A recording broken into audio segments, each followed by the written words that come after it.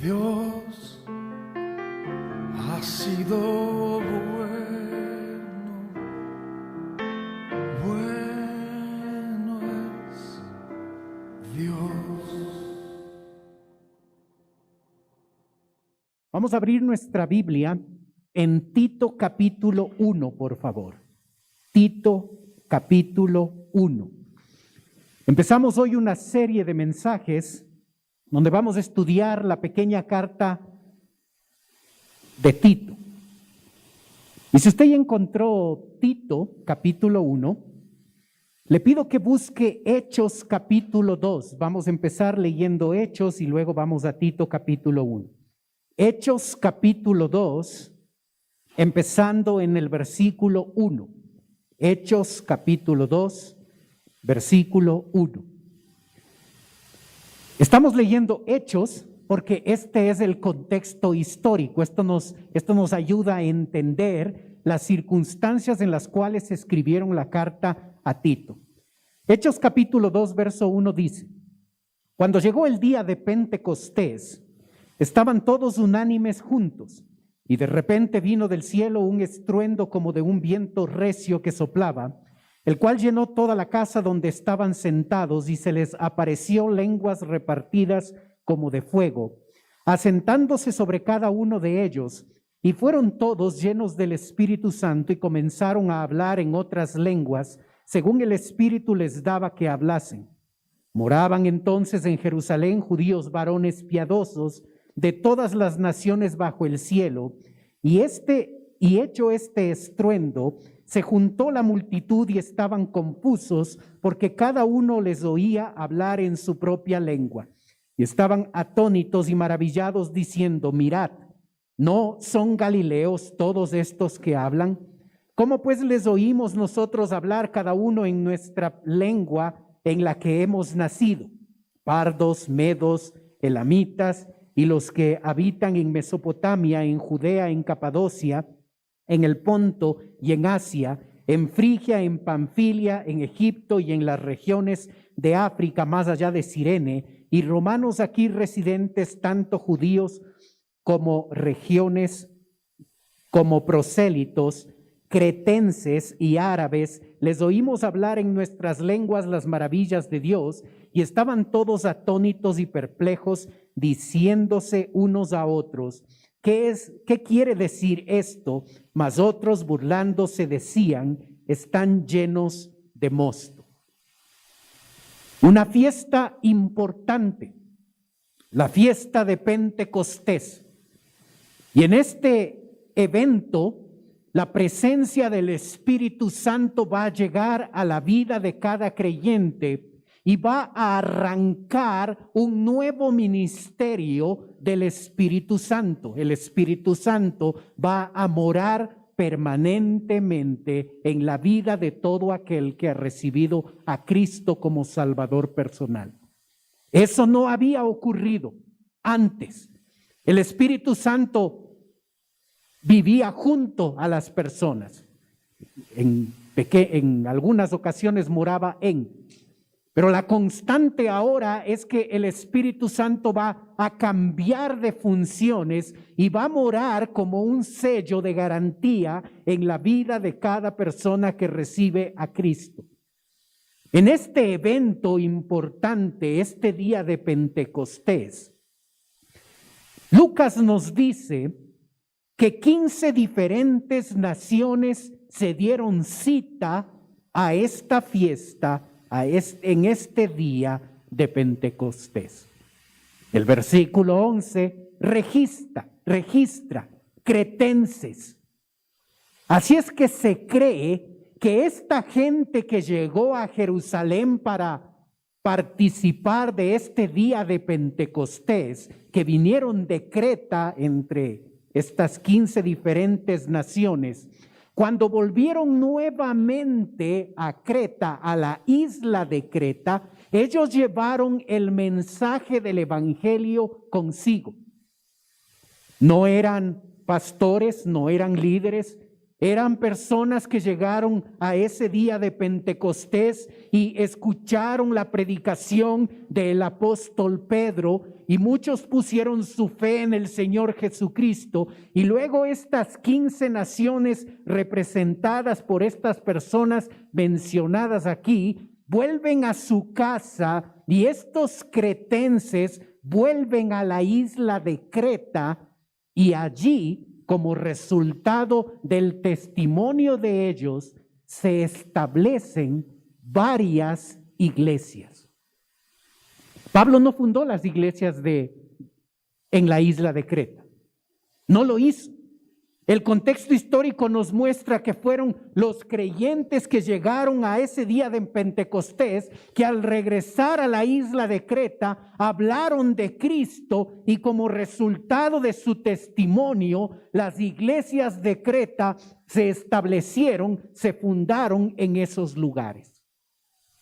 El apóstol Pablo va a utilizar a Tito para que Tito pueda ayudar en la supervisión y en el crecimiento de esas nuevas iglesias que se han establecido en la iglesia, en la isla de Creta.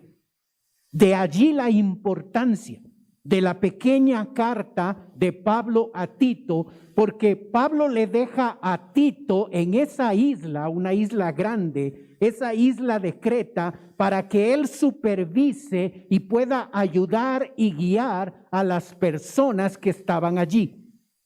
En esas iglesias ya habían pastores, ya habían comunidades, ya habían creyentes, así es que había pasado algún tiempo, algunos años, desde que estos creyentes cretenses que fueron a la fiesta de Pentecostés regresaron a la isla de Creta y establecieron estas iglesias. Ya habían pasado algunos años. Y Pablo escoge a Tito para que él se encargue de la supervisión y de la ayuda de esas iglesias en la isla de Creta que ya se habían establecido. La carta de Tito, como todas las cartas del Nuevo Testamento, y de hecho todas las cartas del primer siglo, aún las cartas que no son inspiradas por Dios, tenían una única estructura.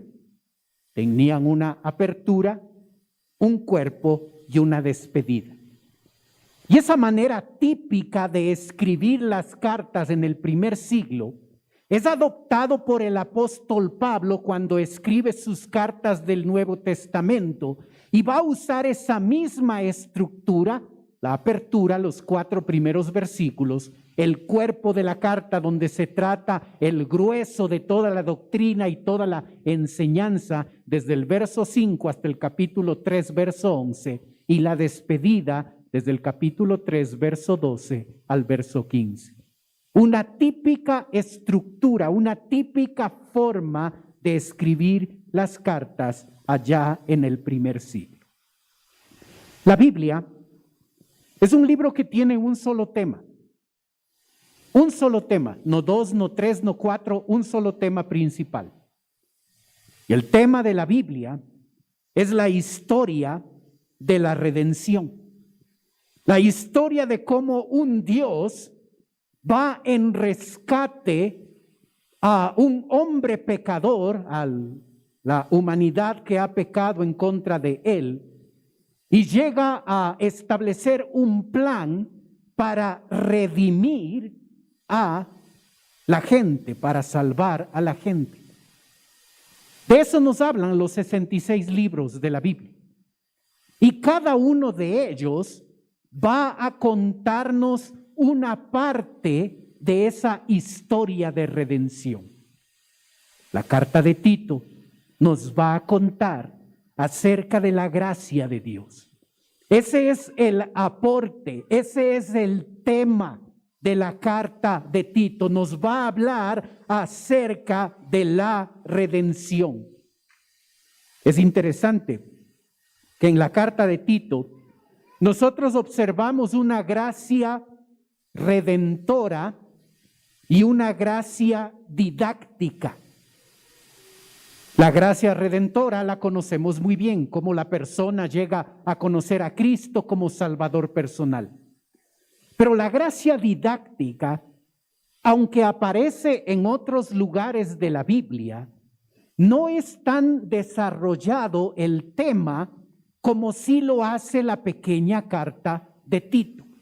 La gracia didáctica es la enseñanza de aquel que ha recibido la gracia redentora y ha sido salvo por la gracia de Dios. Esa misma gracia que le salvó le enseña, le capacita y le ayuda a vivir una vida diferente. De eso trata la gracia didáctica de Dios. La gracia de Dios nos enseña a vivir de manera santa en un mundo que no vive de manera santa. Nos enseña a vivir de una manera diferente, aun cuando los demás no viven así. Así es que el tema de la gracia de Dios en esta carta es el tema principal, es el aporte que la carta de Tito hace a esa historia de salvación. Y en esa historia de salvación nosotros necesitamos la gracia redentora, pero también la gracia didáctica que nos va a enseñar a vivir de manera diferente, de manera distinta.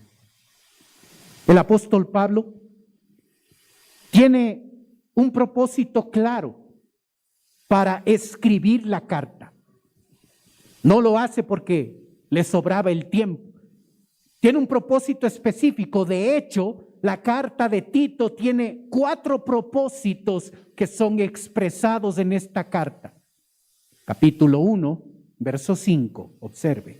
Tito capítulo 1, verso 5. Por esta causa te dejé en Creta, para que corrigieses lo deficiente y establecieres ancianos en cada ciudad, así como yo te mandé.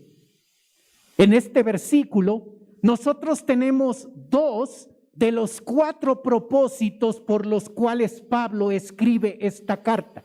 El primer propósito es corregir lo deficiente y establecer ancianos en cada ciudad. Corregir lo deficiente. Toda la carta de Tito va a enfocarse en estos 2 propósitos principales.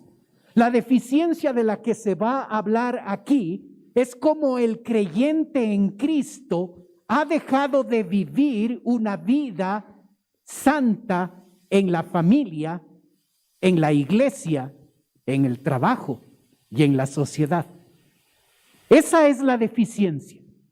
Vamos a verlo cuando estudiemos la carta. Ese es el problema aquí.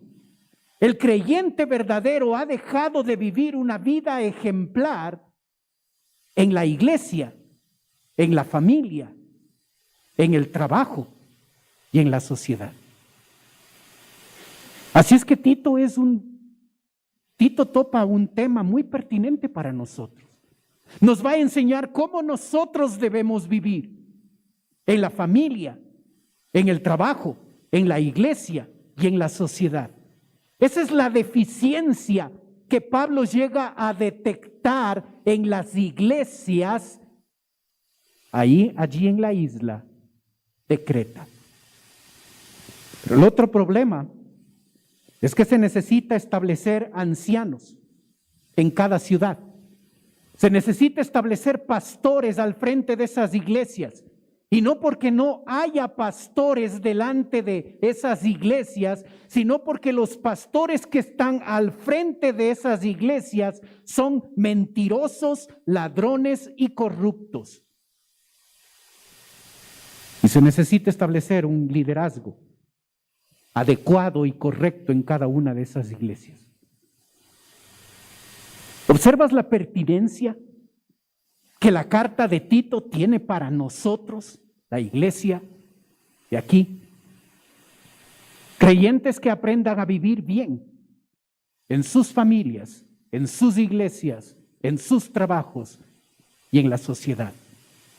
Y pastores que dejen de ser mentirosos, ladrones y corruptos y vivan una vida ejemplar, dando testimonio a aquellas ovejas que están ellos liderando. De estos dos temas nos va a hablar toda la carta de Tito. Así es que si tú alguna vez has pensado que la carta de Tito es un mensaje exclusivo para pastores, para escoger pastores, estás en un error. La carta nos habla a los pastores, pero nos habla a cada uno de los miembros de una iglesia y cómo estos deben vivir de manera correcta en sus hogares, en sus iglesias, en sus trabajos y en sus ciudades. Se habla de dos propósitos más y se establece que Tito haga una visita a Pablo y también se establece que Tito encamine a Zenas y a Apolos, que son dos líderes que van a llegar de visita allá a donde está Tito, y que él pueda ayudarles a estos dos líderes a continuar su viaje itinerante predicando la palabra de Dios. Pero los dos primeros propósitos son los principales. Así es que el versículo 5 constituye uno de los versículos claves para el entendimiento de esta pequeña carta de Pablo a Tito. En los 3 primeros versículos de Tito se nos muestra quién es el autor de la carta. Observa lo que dice. Pablo, siervo de Dios y apóstol de Jesucristo, conforme a la fe de los escogidos de Dios y el conocimiento de la verdad que es según la piedad, en la esperanza de la vida eterna, la cual Dios, que no miente, prometió desde antes del principio de los siglos, y a su debido tiempo manifestó su palabra por medio de la predicación que me fue encomendada por mandato de Dios, nuestro Salvador. Pablo es el autor. Y Pablo aquí se presenta como siervo de Dios y como apóstol de Jesucristo. Un siervo, un esclavo, legalmente es una persona que es propiedad de otro. Eso era un esclavo. Así es que aquí el apóstol Pablo reconoce que él legalmente es propiedad de Dios. Dios es mi amo. Y un esclavo estaba legalmente obligado a obedecer al amo. ¿Somos nosotros esclavos de Dios? ¿Nos podríamos calificar de esa manera? Observemos qué voluntad se hace en nuestra vida, la nuestra o la de Dios. Un esclavo cumple la voluntad de Dios en su vida. No importa que él quiera, no importa cuál sea la voluntad del esclavo, el esclavo ha reconocido el hecho de que la voluntad que debe cumplirse en su vida no es su voluntad, sino la voluntad de su amo. ¿Somos esclavos de Dios?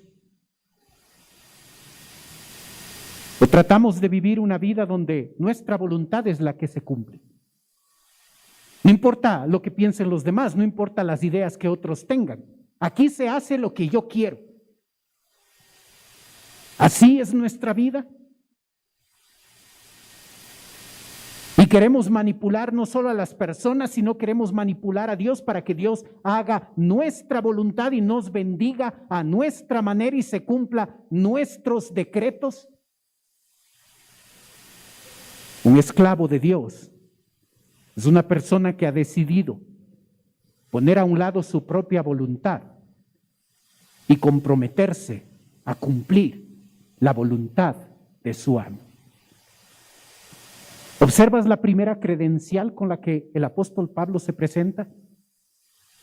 Yo soy esclavo de Dios. A mí me interesa en esta vida hacer la voluntad de Él. A mí me interesa cumplir los propósitos, los sueños, las metas, los objetivos de mi amo. ¿Somos esclavos de Dios? La segunda credencial que el apóstol presenta es que él es apóstol de Jesucristo. Para usar el término estricto, el término de apóstol, una persona necesitaba ver a Jesucristo resucitado. Esa es la principal razón de por qué hoy no hay apóstoles.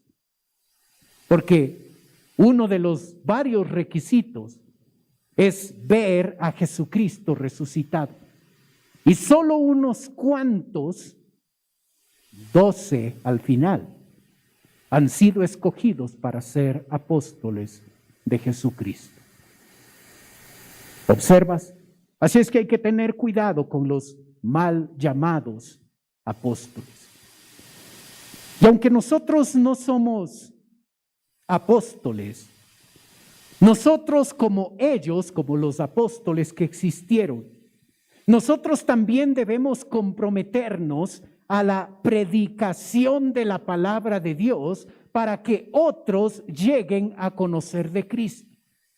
Él lo dice en el versículo 3, fue escogido como apóstol para que a través de la predicación de la palabra otros llegaran a conocer.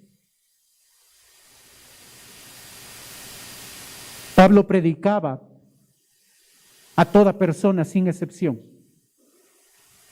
pero solo los escogidos, versículo 1, solo los escogidos llegaron a ser salvos. ¿Observas? Nosotros debemos predicar a todos, sin excepción, sabiendo que algunos de ellos, escogidos por Dios, recibirán el evangelio. Observa cómo desde el principio se muestra a nosotros cómo nuestra vida ha cambiado. Nosotros somos escogidos de Dios, no porque lo merezcamos, no porque tengamos el derecho. Por su gracia y su misericordia, tú y yo hemos sido escogidos como hijos de Él y debemos vivir a la altura de esa bendición que Dios nos ha dado. Es interesante que el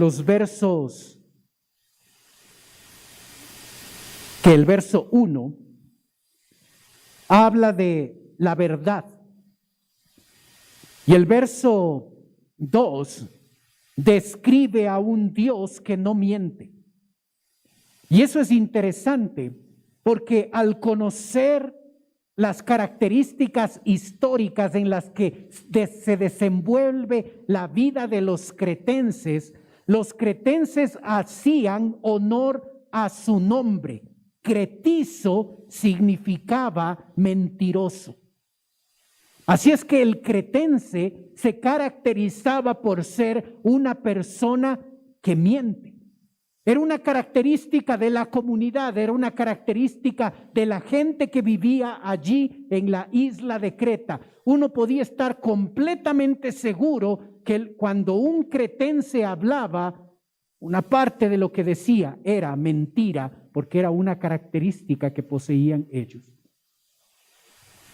¿Observas el contraste entre el Dios de la verdad, el Dios que no miente? Ellos seguían a su ídolo, a su dios griego Zeus, que se caracterizaba por ser un dios mentiroso.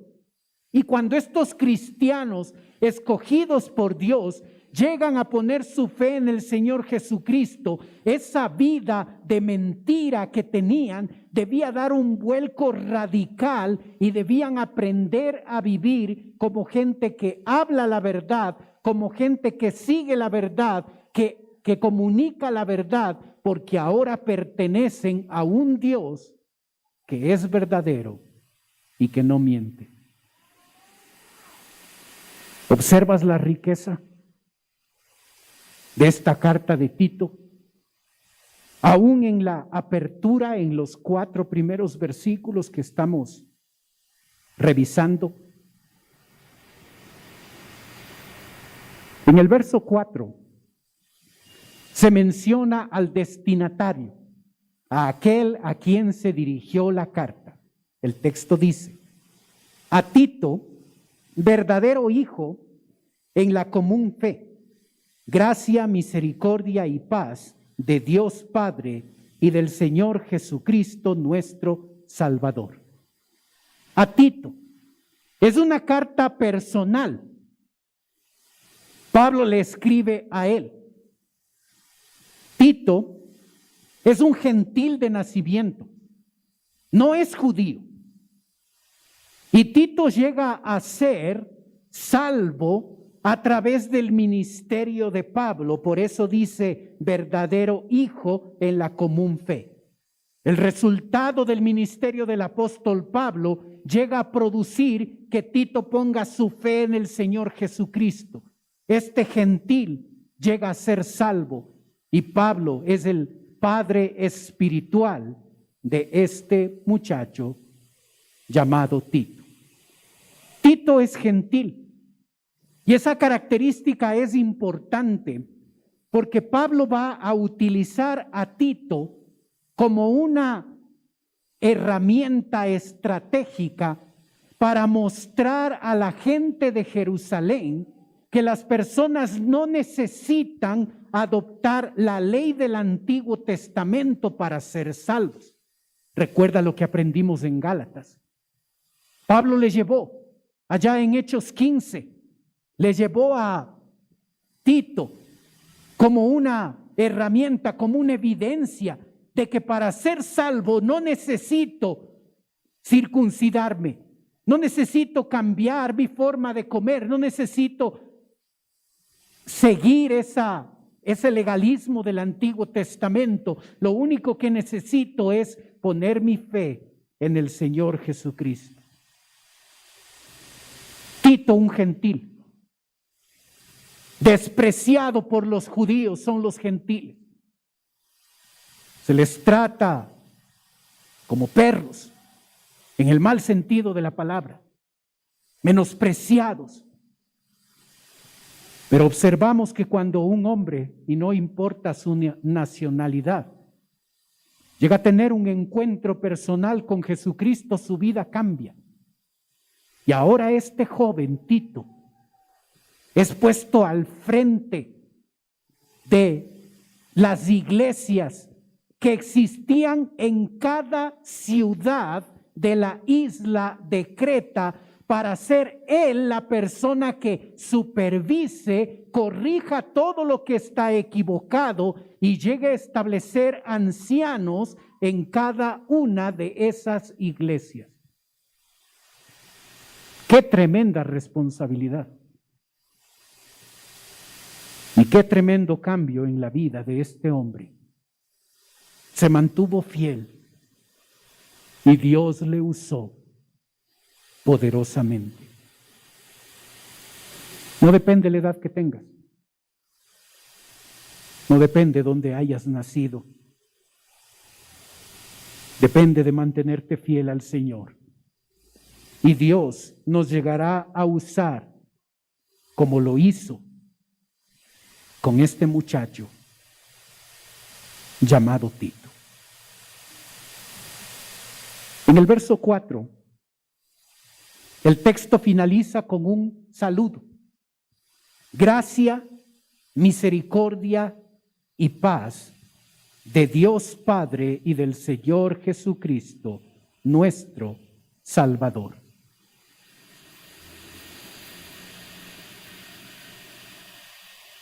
El saludo típico de Pablo en las cartas que él escribe incluye la palabra gracia y la palabra paz. Y las únicas cartas donde se incluye la palabra misericordia es en Tito, 1 Timoteo y 2 Timoteo.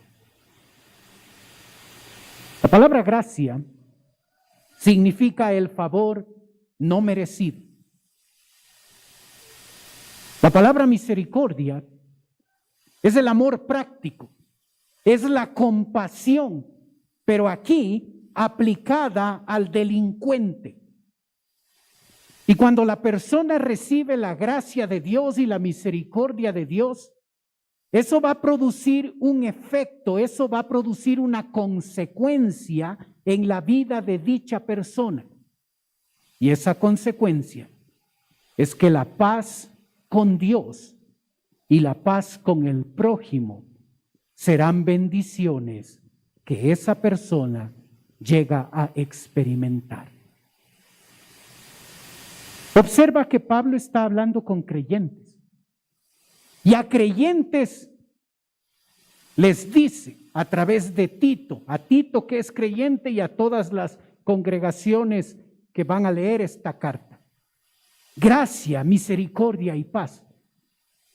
Tú y yo necesitamos la gracia de Dios, no para ser salvos porque ya lo fuimos. Necesitamos la gracia de Dios para aprender a vivir una vida que honra, una vida que glorifica a Dios. Cuando nosotros somos escogidos por Dios, no somos escogidos porque nos merecemos ser escogidos, somos escogidos como resultado de la misericordia, de ese amor de Dios derramado a nosotros delincuentes. No perdamos de vista lo que somos, hermano. Como si nosotros nos mereceríamos ser salvos. Como que si Dios hizo un gran negocio porque nos salvó, Él necesitaba de nosotros. No es así.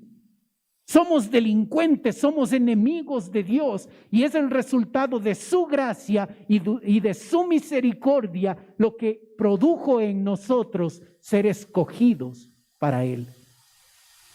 Recuerda quién eres, escogido por Dios.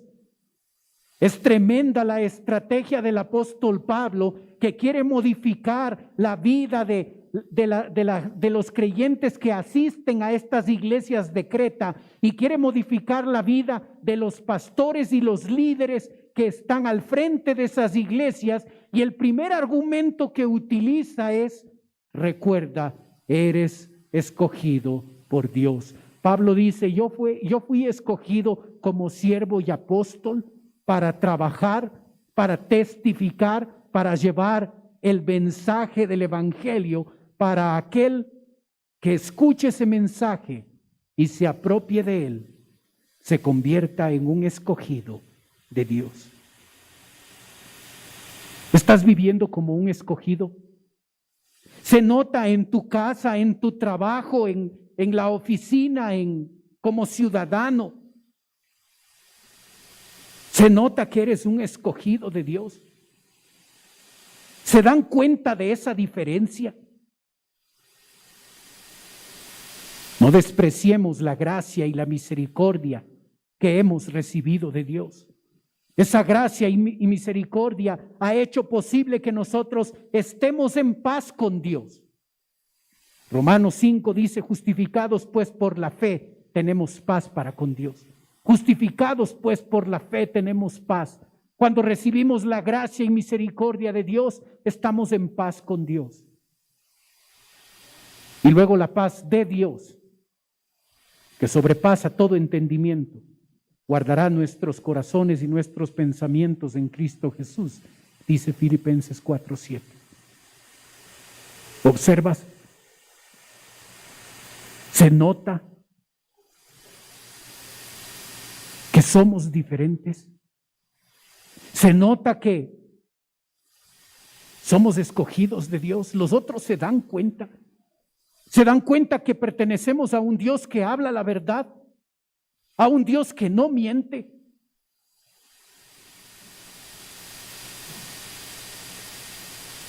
Observa los argumentos iniciales que el apóstol Pablo usa para motivar a Tito y motivar a través de él a todas las iglesias que ahora va a supervisar, para que se cambie lo deficiente en las vidas de cada uno de los creyentes, incluidos los pastores, y podamos llegar a vivir, ellos puedan llegar a vivir no como era su costumbre, no como era su tradición religiosa, siguiendo a los ídolos, siguiendo al dios griego Zeus, que era mentiroso, y todos vivían de esa forma y se sentían orgullosos. Cuando Dios llega a nuestra vida, ahora el Dios que no miente es con el que debemos alinearnos y debemos identificarnos y debemos mostrar que hay una diferencia en nuestra vida, porque por la gracia y misericordia de Dios, tú y yo hemos sido escogidos por Él. Y eso debe notarse en nuestra casa, en nuestra iglesia, en nuestro trabajo, en la sociedad. Debe notarse que soy un escogido de Él, porque si no, simplemente es teoría todo esto.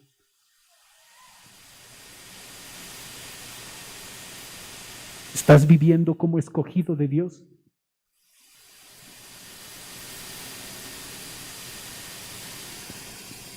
Oremos.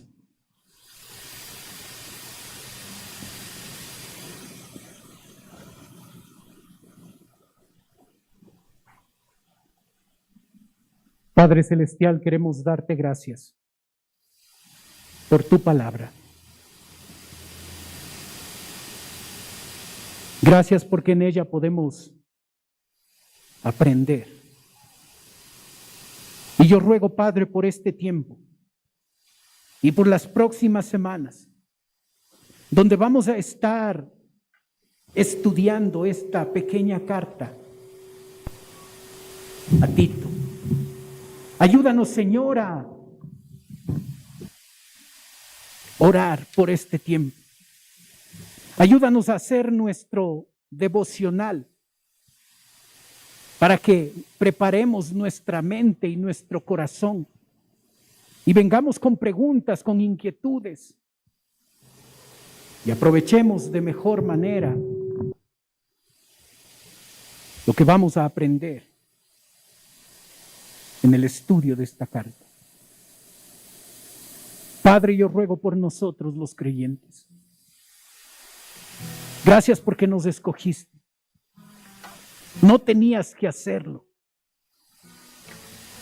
pero te damos gracias porque lo hiciste.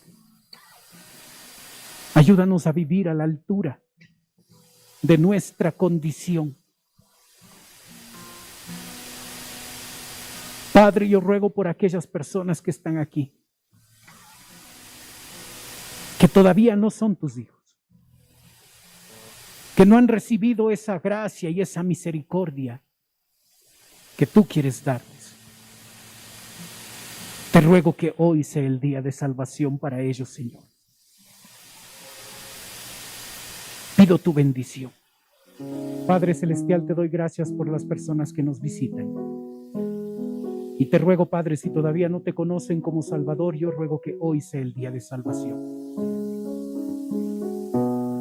Te ruego, Padre, por nosotros, que ese hecho de que somos escogidos de Dios afecte nuestra forma de vivir. Que nuestra manera de vivir sea coherente con lo que ahora somos.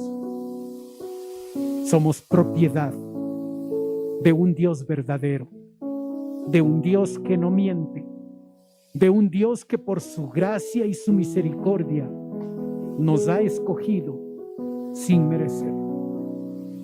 Ayúdanos a vivir acorde a esta nueva posición que tenemos. Pedimos tu bendición, Señor. Oramos en el nombre de Cristo Jesús. Amén.